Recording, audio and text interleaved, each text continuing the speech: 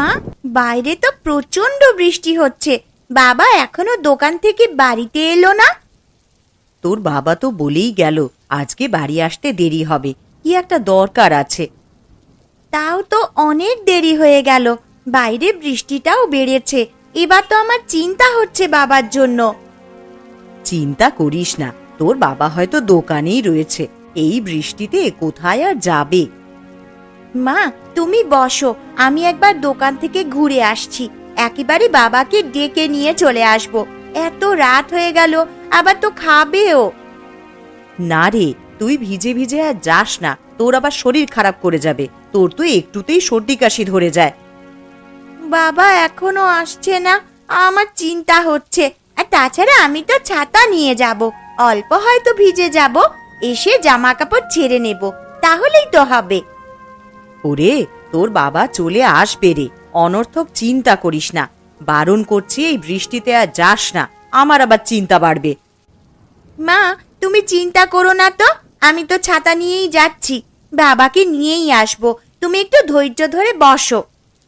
আমার তো একটা কথাও শুনবি না। আচ্ছা যা, যা পারিস তাই করগে যা।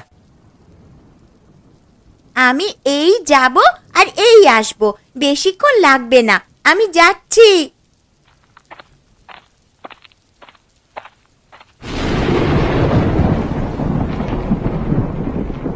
কি রে, জমির সব কাগজপত্র নিয়ে এসেছিস? 10 বিঘা জমিটা কিন্তু আমার চাই। হ্যাঁ নিয়ে এসেছি, কিন্তু তোর কাছে একটা মাত্র অনুরোধ আমার, মেয়েটাকে কিছু করিস না, আমি সব সম্পত্তি তোর নামে করে দেব। কাগজপত্রগুলো বের কর, তাতে স্বাক্ষর কর, আমি সব কিছু আমার নামে হোক আগে, তারপর আমি ভাববো, বুঝলি? তোর মনে সম্পত্তি নিয়ে এত হিংসে ছিল জানতাম না, নিজের বাড়ি করলি আর কি জানতে পারবো। এই তোকে বড় বড় কথা বলতে বলিনি আমি, তাড়াতাড়ি কাগজপত্রগুলো বের করে আমার নামে করে দে, না হলে কিন্তু এর ফল ভালো হবে না। এই যে জমির কাগজপত্র, তুই ছুরি নিয়ে এসেছিস কেন? আমার উপর কি একটু বিশ্বাস নাই? না না, আমার বিশ্বাস নেই। তুই তাড়াতাড়ি এই 10 বিঘা জমির দলিলে স্বাক্ষর কর, না হলে কিন্তু ভালো হবে না, ঠিক আছে? এই দেখ, আমি স্বাক্ষর করে দিয়েছি, এবার তুই আমাকে কথা দিয়ে যা, মানে আমার মেয়েটাকে কিছু করবি না। এই তোর মেয়ের কথা ছাড়, তোর এখন কি হবে? আমি জোর জবরদস্তি করে তোর সম্পত্তি হাতিয়ে নিলাম, তুই তো আমাকে ছেড়ে দিবি না, তাই আগে তোকেই মারবো। আমি তোর কি ক্ষতি করেছি যে আমাকে মারবি? আমার উপর কেন তোর এত রাগ?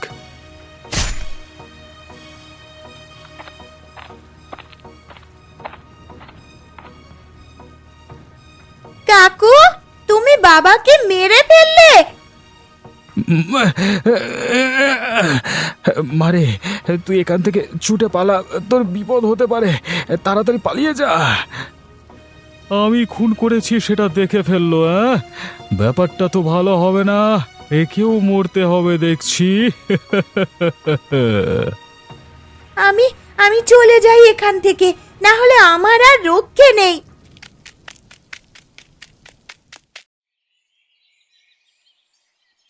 আচ্ছা, আপনি হঠাৎ আমাদের বাড়িতে কাজের লোক হলেন কেন? দেখে তো আপনাকে শিক্ষিত মনে হচ্ছে। এইসব আমি বলতে পারবো না, তবে একটা কাজের দরকার ছিল, তাই জন্যই কাজের মেয়ে হয়ে এই কাজ করছি। আপনি তো কাল থেকে আমাদের বাড়িতে কাজে আসছেন। হ্যাঁ, কাল থেকেই আপনাদের বাড়িতে কাজ করছি, তবে কাল আপনি তো বাড়িতে ছিলেন না, তাই জন্যই আমাকে দেখেননি। বুঝলাম। আপনার বাড়িতে কে কে আছে? আমি আর আমার মেয়ে থাকি। আচ্ছা, মেয়ে তাহলে কি পড়াশোনা করছে নাকি? কত বছর বয়স তার?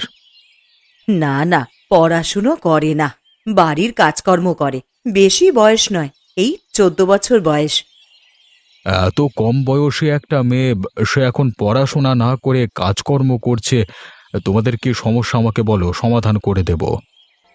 কর্তাবাবু, আমাকে মাফ করবেন, আমি এসব বলতে পারবো না। আমি কাজ করে নিয়ে বাড়ি যাব, আমাকে কাজ করতে দিন মোড়ল মশাই। আচ্ছা ঠিক আছে, আপনি বলতে চাইছেন না যখন, জোর করব না, আপনি আপনার কাজ করে নিন। কর্তাবাবু, এই বাসনগুলো পরিষ্কার করা হয়ে গেলে মোটামুটি সব কাজই শেষ হয়ে যাবে। আমি তাহলে বাড়ি যাব, গিয়ে আবার রান্না বান্না করতে হবে। আচ্ছা ঠিক আছে, তাই বাড়ি চলে যাও।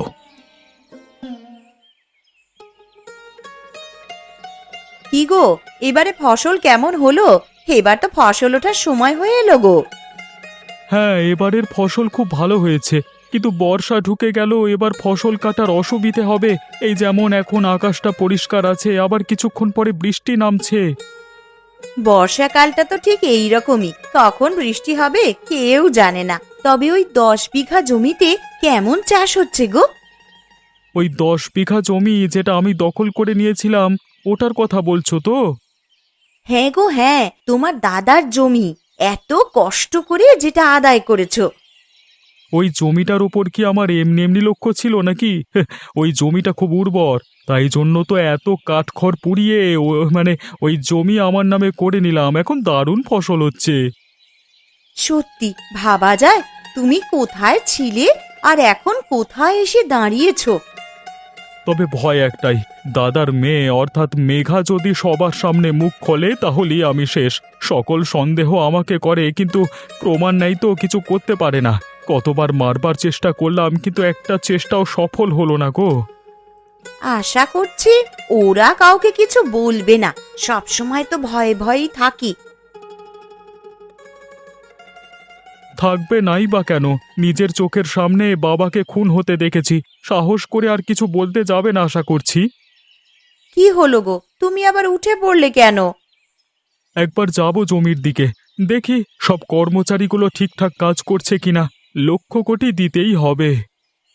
আচ্ছা ঠিক আছে, তুমি তাহলে যাও, আমি বরং বাড়ির সমস্ত কাজকর্মগুলো করে রাখি। দুপুরে খাওয়ার সময় ফিরে এসো কিন্তু। হ্যাঁ, খাওয়ার সময় আমি চলে আসবো, এখন আসছি বুঝলে।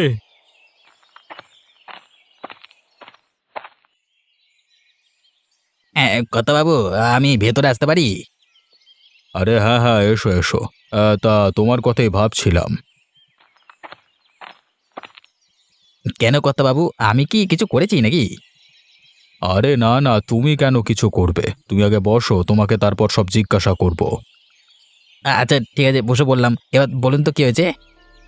আচ্ছা, আমাদের বাড়িতে যে মহিলা কাজে আসছে, তার স্বামী মারা গেল কি করে? আমি অনেক করে জিজ্ঞেস করলাম আজকে, কিন্তু কিছু বলতে চাইলো না। বলবি বা কি করে, ওদের তো ভয় দেখিয়ে রেখে দিয়েছে। কি বলছো কি তুমি? আমার গ্রামে কে ভয় দেখিয়ে রেখে দিয়েছে? আমি তো সব কিছুই জানি না। এই ঘটনাটা হচ্ছে প্রায় 3 বছর আগেকার। তখন আপনি এই গ্রামের মোড়ল মশাই ছিলেন না, অন্য একজন ছিলেন। ওনার স্বামীর নাম ছিল মোহিত। তার ভাই রতন সম্পত্তির লোভে তাকে খুন করে। কোনো প্রমাণ নেই, কিন্তু সকলেই জানে ও করেছে। তাহলে ওই মহিলা আমাদেরকে বলেনি কেন? আমরা তো কিছু একটা ব্যবস্থা নিতাম। বলবে না, যদি বলে তাহলে ওর মেয়ে মেঘাকে মেরে দেবে রতন, এরকম হুমকি দিয়েছে। তাহলে সব সম্পত্তি লুটে নিয়েছে ওই রতন, তাই জন্য এত কিছু? হ্যাঁ, সব লুটে নিয়েছে। মোহিত দাদার একটা হোটেল ছিল, চিংড়ি পোলাও করতো, শুধুমাত্র ওটা এখনো হাতিয়ে নেয়নি। তবে ওই হোটেলও বন্ধ, খুলতে দেয় না।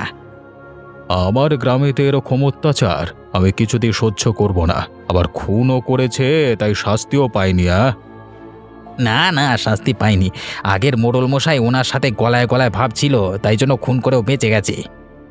কিন্তু আমি এটা হতে দেব না। আজকে বিকেলে যাব একবার ওদের বাড়িতে, দিয়ে সব কিছু ভালোভাবে বলবো। দুপুরে শুয়ে একটা পরিকল্পনা করতে হবে।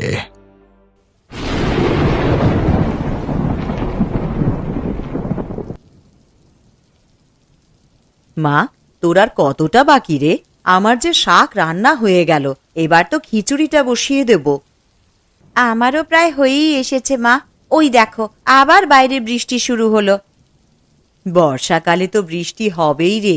বর্ষাকালে বৃষ্টির দিনে খিচুড়ি ভালোই লাগে। মা, আমি বলছিলাম কি, আমাদের তো টাকার খুব সমস্যা হচ্ছে। তুমি যা করতে পারি, চিংড়ি পোলাওটাও পারবো। বাবার দোকানে খাবার গ্রামের মানুষেরা কত পছন্দ করত। দোকানটা খুললে ভালোই বিক্রি হবে কিন্তু। তোকে আমি বারণ করছি, বড়দের কথা শুনতে হয় জানিস না? যেটা করছিস সেটাতে মন দে, একদম এসব কথার মুখেও আনবি না। আমি তোমায় কি বললাম? শুধু ভালোর জন্যই তো বলছিলাম। এই কাজটা এখন করছিস তো, এটাই কর। আনাজগুলো কেটে তাড়াতাড়ি আমায় দে। এইসব নিয়ে একদম আর চিন্তা ভাবনা করিস না।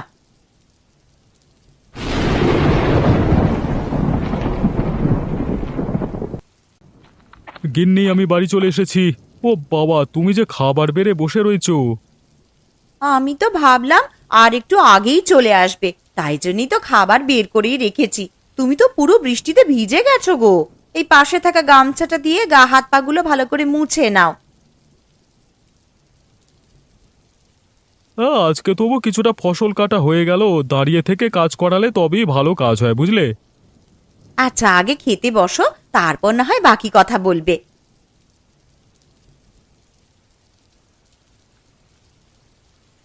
আজকে রান্নাগুলো বেশ দারুণ হয়েছে গো গিন্নি। এত সুন্দর রান্না অনেকদিন পর খেলাম। কি বলতে চাইছো কি তুমি? হ্যাঁ, আমার রান্না রোজ ভালো হয় না? না গো গিন্নি, আমি সেটা বলছি না। বলছি অন্য দিনের থেকে এটা আরো ভালো হয়েছে। আমি আবার তোমাকে খারাপ বলতে পারি? 5টা নয়, 7টা নয়, একটা মাত্র বউ আমার। ঠিক আছে ঠিক আছে, আর আদিক্ষেতা করতে হবে না, খেয়ে নাও চুপ করে। আমি তো খাচ্ছি, তুমি কখন খাবে? আমার আজকে আর খেতে ভালো লাগছে না গো, আমি খাবো না। তুমি খাও, তারপর সবকিছু গুছিয়ে নেব। গিন্নি, তুমি একদম কিছু খাবে না? একটু কিছু তো খেতে পারতে অল্প করে। না, আমি অল্প করেও খাবো না। আমার যখন ভালো লাগবে আমি খেয়ে নেব। আচ্ছা, তাই করো, যেটা ভালো বুঝবে সেটা করো। হ্যাঁ গো, তুমি খাও, আমি ঘরে যাচ্ছি। খাওয়া হলে চলে এসো।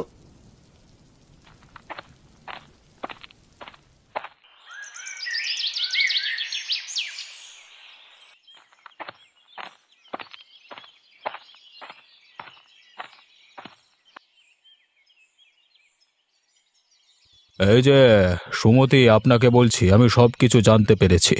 আপনার সাথে কিছু কথা আছে। আরে মোড়ল মশাই, আপনি আমার বাড়িতে? এ তো আমার পরম সৌভাগ্য। আসুন, ভেতরে এসে বসুন। দিদি, তুমি ভয় পেও না, আমাদের মোড়ল মশাই সব কিছু ঠিক করতে এসেছে। ভেতরে চলো, কথা বলছি। মেঘা, তুইও ভেতরে আয়। আচ্ছা, চলেন তাহলে। সুমতি, আমি জানতে পেরেছি আপনার স্বামীর ভাই আপনার স্বামীকে খুন করেছে, কিন্তু কোনো শাস্তি পায়নি। এটা কি সত্যি? দেখুন, আমাকে সত্যি কথা বলবেন, ভয় পাওয়ার দরকার নেই। আমার কাকু খুন করেছে আমার বাবাকে, আমি নিজের চোখে দেখেছি। আর আমাদেরকে ভয় দেখায়, বলে আমাকেও মেরে দেবে। মা, তোমরা ভয় পেও না, আমি আছি, সব কিছু দেখে নেব। কিন্তু এসব কি শুধু সম্পত্তির জন্যই করেছে? হ্যাঁ, সম্পত্তির লোভে মানুষটাকে মেরে দিল। বললে তো সম্পত্তি আমরা এমনি দিয়ে দিতাম। আমাদের সুখের সংসারকে ধ্বংস করলো। আমি বুঝতে পারছি আপনাদের কষ্ট, তবে ওনার একটা শিক্ষা পাওয়া দরকার। হ্যাঁ, প্রমাণ নেই, শাস্তি দিতে পারবো না, তবে উচিত শিক্ষা দিতে পারবো। রবি, তুমি কি কিছু ভেবেছো? হ্যাঁ, ওই রতন দাদার সম্পত্তির নেশা, ওকে ওই টোপ দিয়েই জালে ফেলবো। আপনি কি বলছেন? আমি তো কিছুই বুঝতে পারছি না। আপনি একদিন রতন দাদার কাছে যাবেন, গিয়ে বলবেন আমি বাকি সম্পত্তিও আপনার নামে লিখে দিচ্ছি। হ্যাঁ, আর এই গ্রাম ছেড়ে দেব, তবে শেষবারের মতো আমাদের হোটেলে দেখা করুন। হ্যাঁ, কিন্তু দেখা করে কি হবে? যখনই আসবে হোটেলে, তাই রাতের দিকে আমি আর আমার এক সঙ্গী মিলে হোটেলে লুকিয়ে থাকবো। যেই প্রবেশ করবে দরজা দিয়ে, তোখানে সেখানে ছুরি দিয়ে, মানে ছুরি হাতে আমি অপেক্ষা করবো, দিয়ে মেরে ফেলবার ভয় দেখাবো। এতে নিশ্চয়ই কাজ হবে। বুদ্ধিটা আমার বেশ ভালো লেগেছে, এতে উচিত শিক্ষা পাবে। তাহলে আপনি কালকে সকালে একবার গিয়ে বলে আসবেন যেন কালকে রাত্রে দেখা করে আপনাদের চিংড়ি পোলাওয়ের হোটেলে। আচ্ছা, আপনি যেমনটি বলবেন। ঠিক আছে, আমরা এখন চললাম। কালকে সকালে ওদের বাড়িতে বলে আমাদের বাড়িতে কাজে যাবে। আমি সব শুনবো, কেমন?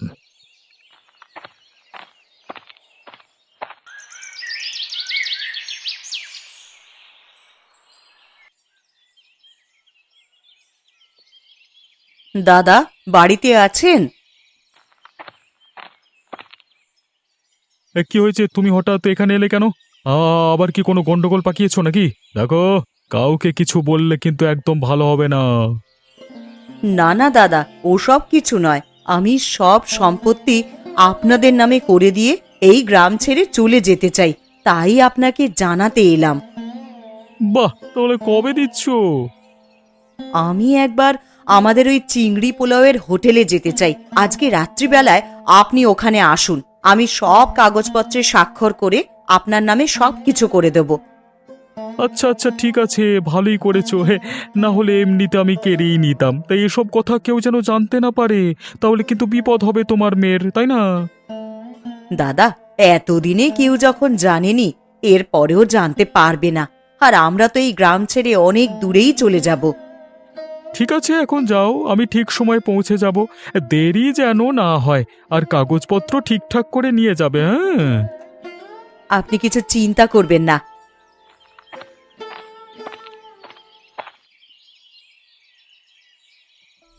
রবি, তুমি যে পরিকল্পনাটা করেছো সেটা সফল হবে তো? আর তুমি তো আবার সেই বন্ধুকে ডেকেছো। হ্যাঁ, আমি তো বলে দিয়েছি সে রাত্রিবেলা ঠিক সময় মতো চলে আসবে আর আমার সাথে লুকিয়ে পড়বে। ঠিক আছে, দেখাই যাক তোমার প্রচেষ্টা কেমন হয়, যেন সাপও মরে আর লাঠিও না ভাঙে। আজকে বেটাকে এমন ভয় দেখাবো না, হ্যাঁ, সে আর কোনোদিন দখল করবার কথা ভাববেই না। আগে কর্তাবাবু, আপনি যেমন বলেছিলেন আমি বলে দিয়েছি। উনি তো আনন্দে একেবারে আত্মহারা। হ্যাঁ, এখন আত্মহারা হবে। হ্যাঁ, জানি তো সম্পত্তির লোভ অনেক। এই লোভের কারণে আজকে আমাদের জালে পড়বে রতন। মোড়ল মশাই, দেখবেন আমাদের যেন কোনো ক্ষতি না হয়। ওই লোকটাকে আমার আর বিশ্বাস হয় না, কখন কি করে বসবে। আপনি একদম চিন্তা করবেন না, আপনার পাশে আমরা আছি। এখন যান, গিয়ে কাজকর্মগুলো করে নিন। আচ্ছা কর্তাবাবু, আপনি আমাদের শেষ ভরসা। এরপর না হলে এইরকম ভাবেই দিন কাটাতে হবে। আমরা সকলে তোমার সাথে। ওই বেটা কিচ্ছু করতে পারবে না। তুমি শুধু আমাদের কথা মতো কাজটা করো।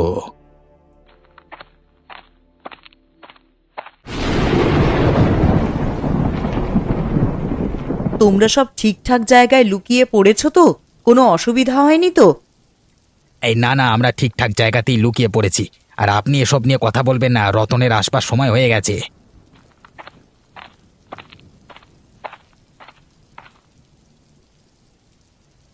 ও বাবা, চলে এসেছো দেখছি। হ্যাঁ, আমিও তো চলে এসেছি। তো ও, সামনে কাগজপত্রগুলো রেখে দিয়েছো, ভালো ভালো ভালো, ভালো কাজ করেছো। হে, হ্যাঁ, আমি যত তাড়াতাড়ি সম্ভব এই গ্রাম ছাড়তে চাই। এইভাবে বেঁচে থাকতে চাই না আমি। হ্যাঁ, তো চলে যা, তার আগে আমাকে সব দিয়ে যা। তাড়াতাড়ি স্বাক্ষরটা কর। এই এই কারা তোমরা? এরকম ভাবে আমার দিকে এগিয়ে আসছো কেন? কারা? তোমার সম্পত্তি নেওয়ার খুব ইচ্ছে, হ্যাঁ? এবার দেখ কেমন সম্পত্তি দিই তোকে, মার। তোমরা ওকে মেরো না। আমি সব সম্পত্তি তোমাদের মনে করে দিয়ে দেবো, আমাকে মেরো না। আজকে তোকে কেউ বাঁচাতে পারবে না, আমাদের হাত থেকে কেউ বাঁচাতে পারবে না রে। সমুদে, তুই আমার সাথে বিশ্বাসঘাতকতা করলি। আমি ভাবিনি তুই এরকম করবি রে। আপনি যদি বিশ্বাসঘাতকতা করতে পারেন, তাহলে তো আমিও পারি। 3 বছর আগের কথা মনে পড়ছে? এইরকমই একদিন রাতে বাইরে বৃষ্টি হচ্ছে আজকেও, সেই দিনও হয়েছিল। আমার স্বামী তো আপনাকে সমস্ত সম্পত্তি লিখে দিয়েছিল। তাহলে আমার স্বামীকে মারার কি দরকার ছিল? আমাদের সুখের সংসার ধ্বংস করলেন তো। কিরে, এবার উত্তর দে। আমার অনেক বড় ভুল হয়েছে, আমাকে তোমরা ক্ষমা করে দাও। আমি তোমাদের পরিবারের দায়িত্ব নিলাম, কোনোদিন কিছুতে অভাব হবে না। আমরা মোড়ল মশাইয়ের লোক, এখন মোড়ল মশাইয়ের বাড়িতে চল, ওখানে গিয়ে তোর ফাইসাল্লা হবে। চল।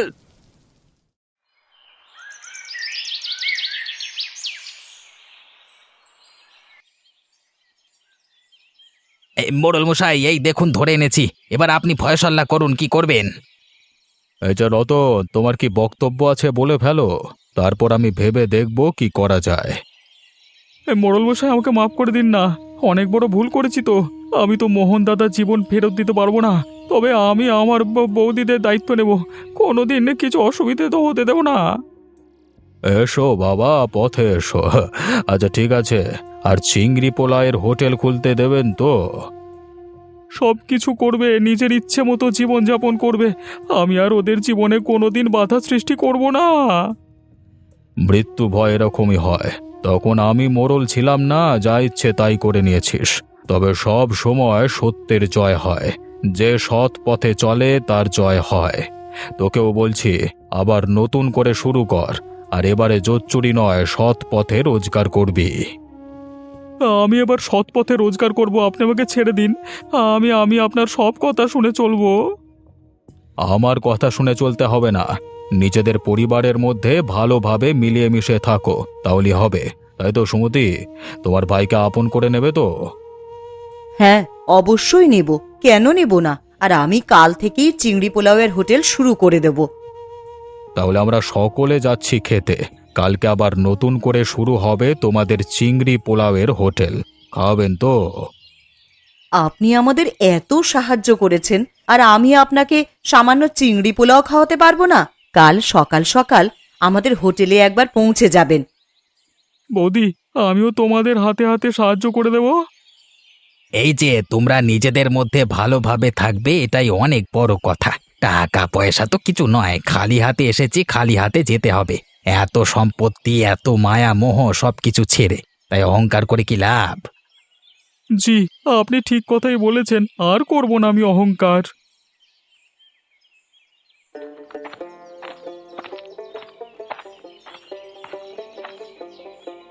আসুন মোড়ল মশাই, আসুন। আমি আপনারই অপেক্ষা করছিলাম। আবার 3 বছর পর আমাদের এই চিংড়ি পোলাওয়ের হোটেল খুলেছে। আজকে আমি আর মেঘা খুবই আনন্দিত। সেসব না হয় ঠিক আছে, এবার কিন্তু মেঘাকে পড়তে হবে। এত কম বয়সে কাজ করতে দেব না আমি। কি মেঘা মা, পড়বি তো? হ্যাঁ মোড়ল মশাই, আমি পড়বো।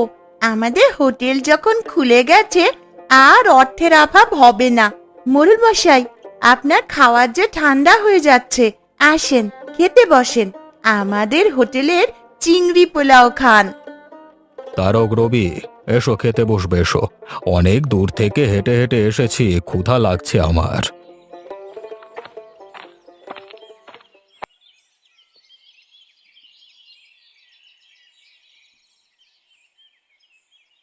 আহা, চিংড়ি পোলাওটা কি রান্না হয়েছে! গ্রামে এত সুন্দর রাঁধুনি থাকতে দোকানটা বন্ধ হয়েছিল, গা করকর তো করবেই। তুই ঠিকই বলেছিস রে, চিংড়ি পোলাও আমি অনেক জায়গায় খেয়েছি, তবে এখানে খুব সুন্দর রান্না হয়েছে, যাকে বলে অতুলনীয়। মোড়ল মশাই, আপনার কি ভালো লাগেনি খাবারটা? আপনি চুপ করে খাচ্ছেন। খাবারটা আমার এত সুন্দর লেগেছে যে কিছুই বলতে পারছি না। সত্যি, তোমার মায়ের হাতের রান্না খুব সুন্দর। আর অন্য কি রান্না ভালো হয় জানি না, তবে এই চিংড়ি পোলাও খুব সুন্দর হয়েছে। আচ্ছা মোড়ল মশাই, কি ভাগ্যে সেই বেলায় আর বৃষ্টি হয়নি। বৃষ্টি হলে আর আপনি আসতেই পারতেন না। এবার যেদিন ইচ্ছে হবে বৃষ্টি হলেও চলে আসব। বৃষ্টির জন্য এরকম খাওয়ার হাতছাড়া করা যাবে না, কি বলো রবি? একদম ঠিক বলেছেন, আমি আপনার সাথে সহমত। যেদিন আসবেন আমাকেও বলবেন, আমিও আসবো। বিধাতা যা করে মঙ্গলের জন্যই করে। সব কিছু দেখো তুমি, তুমিই আমাদের একমাত্র ভরসা।